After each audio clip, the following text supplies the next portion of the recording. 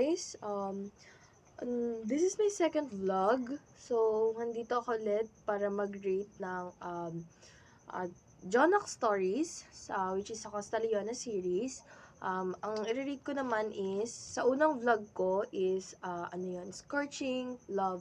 And then, ngayon naman is Waves of Memories. So, kung i-rate ko yung story na to, 8 out of 10, maganda siya pero may part lang na naboboard ako basahin.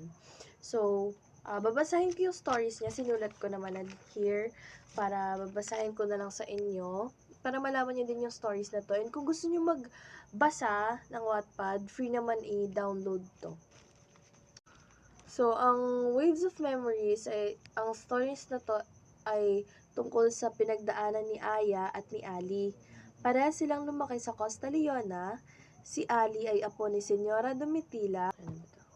Si Senyora Domitila ay isang mayaman at sikat na tao. At si Aya ay dating mayaman, ngunit naghirap sila dahil sa pagkawala ng kanyang mga magulang. Ang anak ni Senyora na bunso ay si Ivo. Matalik na kaibigan ni Aya, hinahangaan niya si Ivo dahil sa kabutihan nito hindi lang sa kanya kundi sa mga tao rin sa Costa Leona. Si Ali ay pamangkin ni Ivo, kapatid ni Ivo, ang papa ni Ali.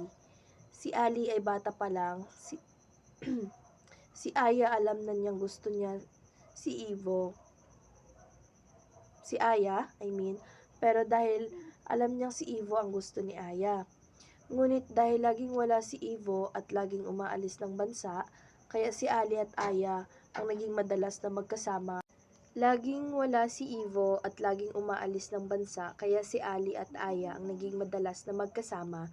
Kahit anong deny ni Aya sa nararamdaman niya kay Ali, alam niya sa sarili niya na gusto niya ito.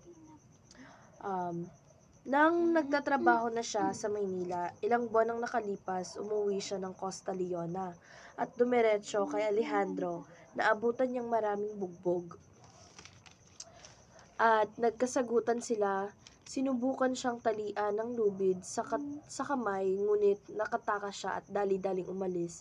Sa pagpapanik niya, hindi niya makalma ang sarili niya nang makawala sa sarili niya. Tiningnan niya yung phone niya at pag-angat niya ng tingin, nakita niyang may nakasalubong na truck.